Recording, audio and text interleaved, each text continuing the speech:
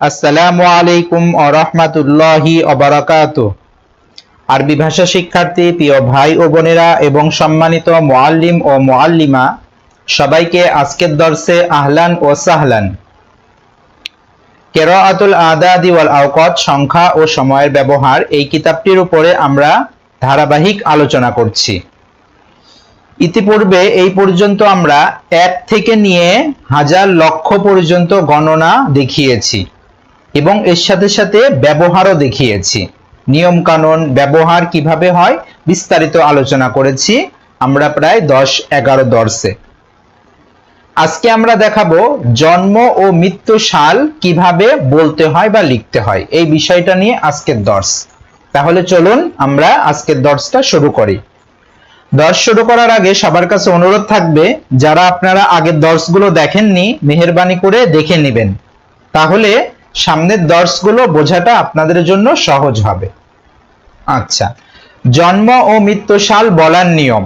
জন্ম ও মৃত্যু সাল বলার নিয়মটা একটু ব্যতিক্রম। এটা বলার জন্য কিছু শব্দ আগে তোমাকে ইয়াদ করতে হবে। নিচে আমরা শব্দগুলো নিয়ে আলোচনা করছি, ভালোভাবে ইয়াদ করে নাও।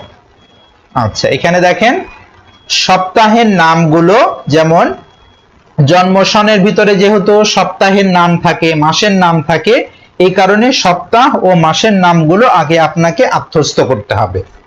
যেমন দেখেন আরবিতে, যেহেতু এটা আমার আরবিতেই দেখানোর উদ্দেশ্য, সপ্তাহের নাম আস-সাবতু ইয়াউমুস সাবতি, শনিবার।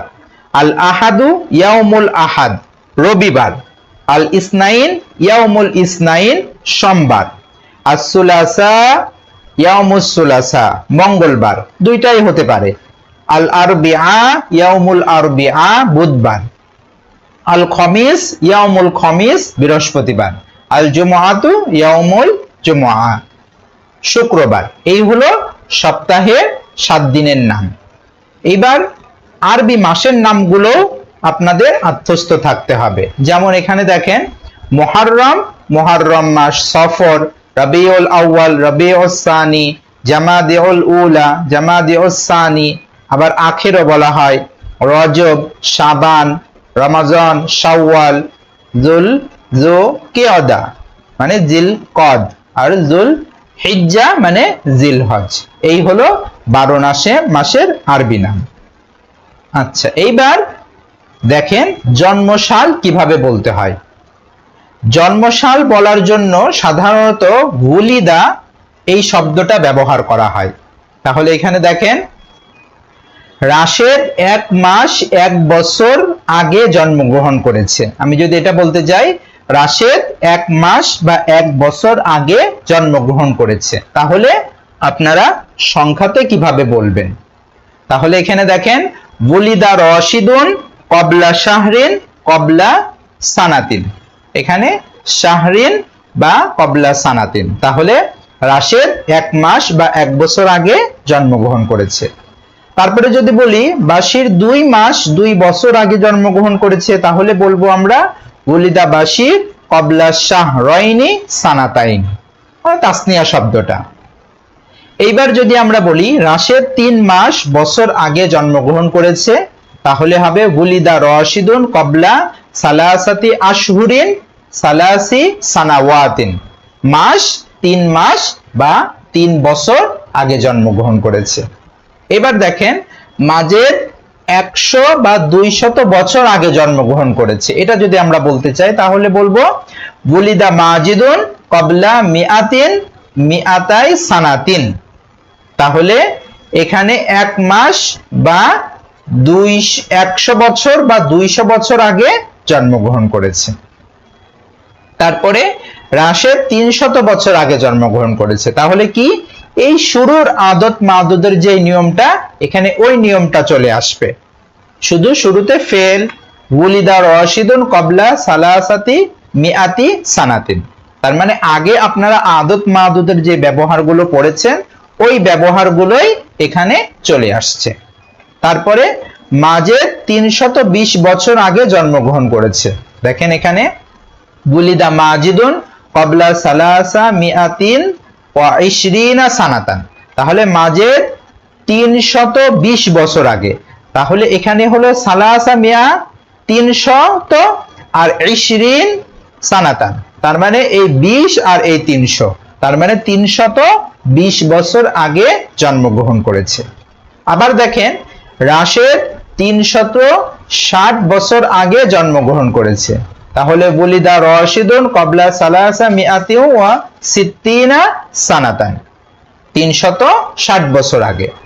এবার দেখেন খালেদ 1420 হিজরিতে রমজান মাসে জন্মগ্রহণ করেছে, এইভাবেও বিস্তারিত বর্ণনা থাকে।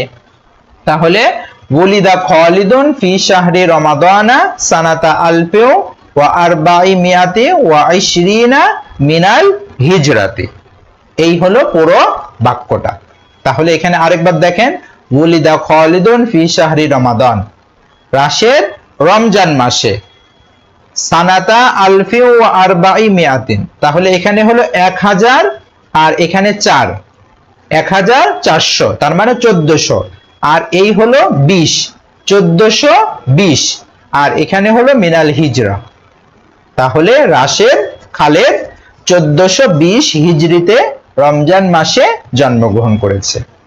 আবার দেখেন হামিদ 1415 হিজরিতে জন্মগ্রহণ করেছে, মাসের শনিবারে জন্মগ্রহণ করেছে। এখানে আবার একটু বেশি করে বারটা উল্লেখ করে দেওয়া হলো। তাহলে কি হলো, ওয়ালিদা হামিদুন ইয়াউমাস সাবতি, প্রথমে হলো শনিবার, তারপরে কোন মাস, ফি শাহরি রজব, রজব মাস, তারপরে বছর কত, সানাতা আলফি ওয়া আরবাই মিয়া ও খামসা আশরা মিনাল হিজরা।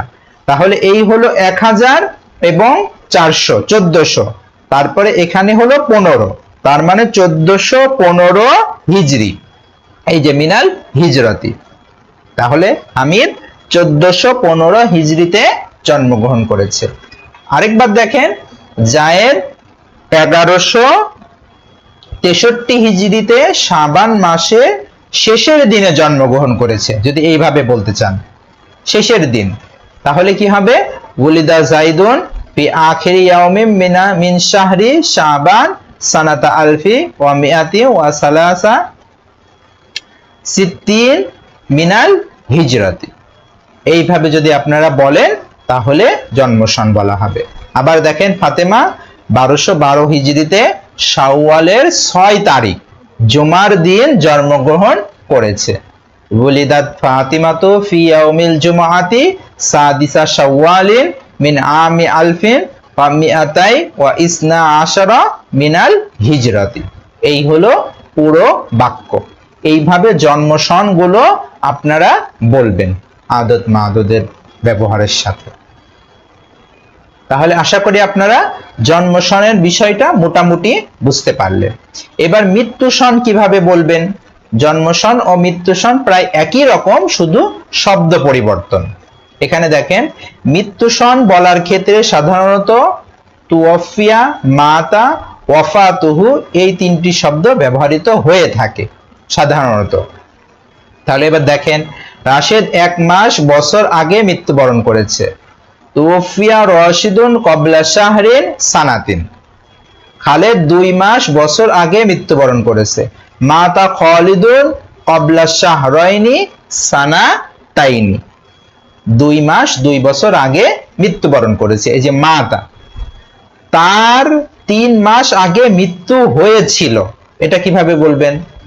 কানাত ওয়াফাতুহু ক্বাবলা সালাসাতি আশহুরিন, তাহলে এখানে ওয়াফাত শব্দটাকে ব্যবহার করলাম আমরা, যে তার 3 মাস আগে মৃত্যু হয়েছিল।